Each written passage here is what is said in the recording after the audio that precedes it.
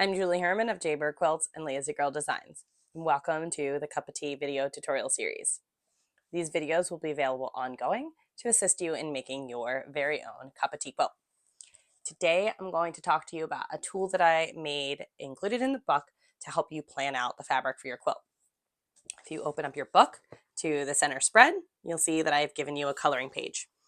I've also given you a key, and the fabric colors here represent the ones used in the diagrams of the blocks. So it makes it easy so that you know the fabrics that you pick, whatever they're green, follow the green steps in the book, so forth and so on. So I'll show you an example of one that I have colored in. And here is the one that I made for my Tulip Pink quilt in Roar. And so you'll see I attached the fabric swatches here. And there's my key, and I've used a light gray, a dark gray, and a green. I suggest you use colored pencils or crayons. If you want to use markers, test them out on the side first to make sure that they don't smudge.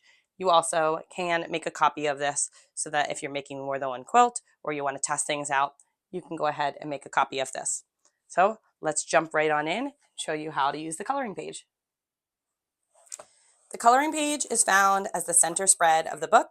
I put it there so that you can get your book to lie nice and flat and use that page. You could also open the staples and take it out if you'd like.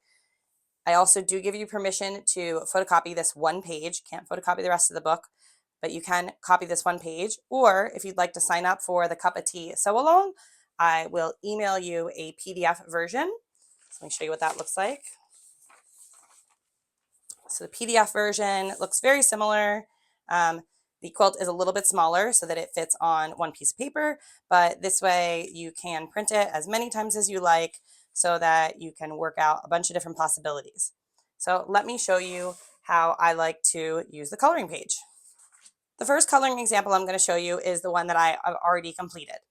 And this one is for my Roar quilt. And so I went ahead and colored this in with green, representing the green fabric.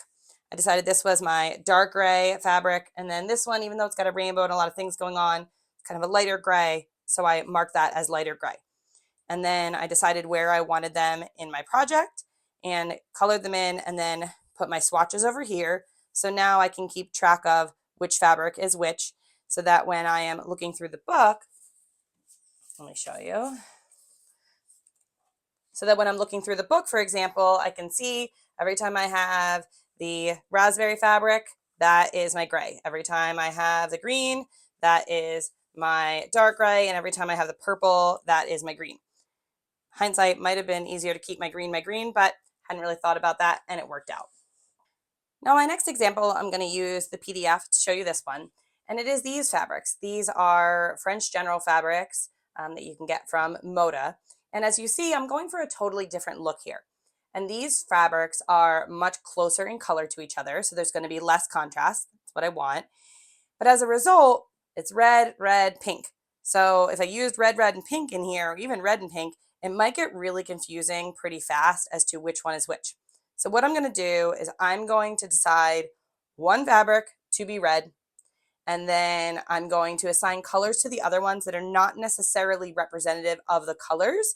Now this won't give me a preview here of what it's going to look like. So if you want to preview what it's going to look like, you can color it in with similar colors. But I'll show you what I'm thinking and let's see if it works. So I think this fabric here, this one, this larger one, I think I want to put in the largest space. So I'm going to kind of make that one my reddish fabric.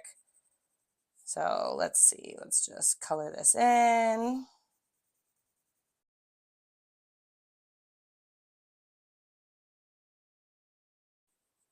Okay, and I'm not going to take the time to color all the blocks in right now, but I'll work on the center one. So now that I did that, I know that that is where my raspberry fabric is in my book.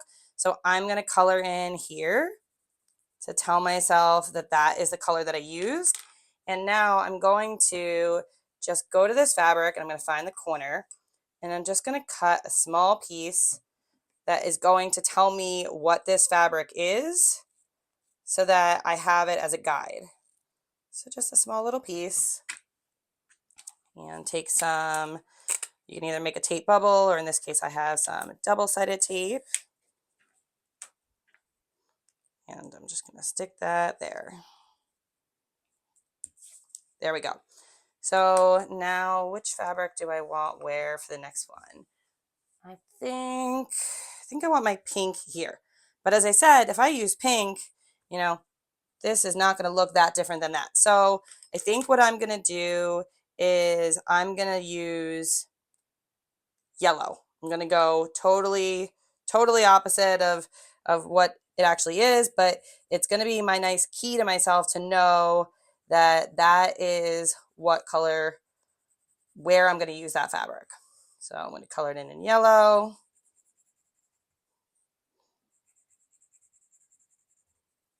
And then that is my green. So I'm going to color the yellow there and cut a little corner off of this one as well. And with this one, since it's very different than the other ones, I can kind of just cut the selvage that shows me enough of what it is.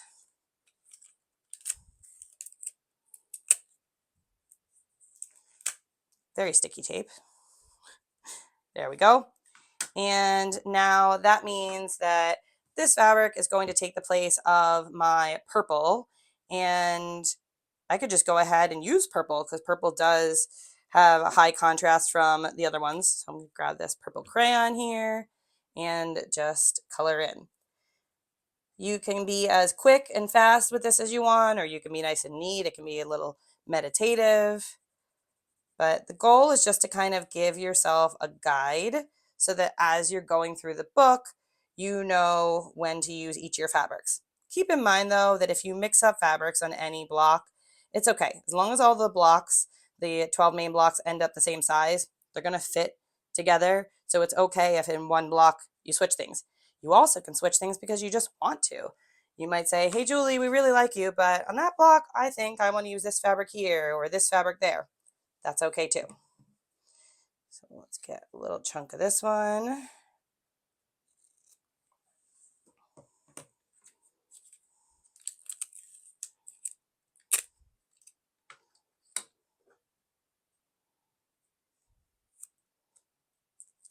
And there we go.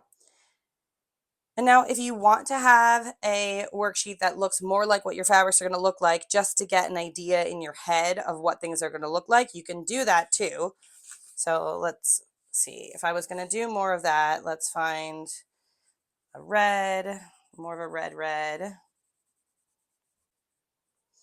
Think of this as a tool. It's a tool that I created to help you. You don't have to use it. You can use it in whatever way it benefits you most. And it's just there to be helpful. This is the first time that I have included a coloring page directly in the pattern. So I would love to hear your feedback on what you think about that. I have found over the years that people really like them in sew-alongs. So when Rachel and I were working on everything for this book, we left some space and added it into the center spread.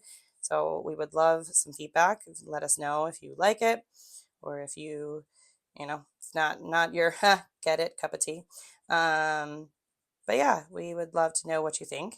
And so this one's going to be kind of, you know, more representative of what it's actually going to look like. And then I am not going to take the time to color in my background. There's a lot of background. You could just color this in. Like I said, it's meditative, but I probably will cut a little swatch of this off and put it here, just because I do have a lot of fabrics in my studio, and I have some other things, and I don't want to like get confused and then go like, which fabric did I think I wanted to use as the background? So it's always good, even if you're not going to color in your background on the worksheet, just to tape a little swatch. I didn't do it on that one. I've been meaning to do it. So this is the one that I'm going to use as a guide to help me in cutting my fabrics. And then this one is just more the pretty one that's going to tell me more of what it's going to look like. I hope you found this video on the coloring page helpful.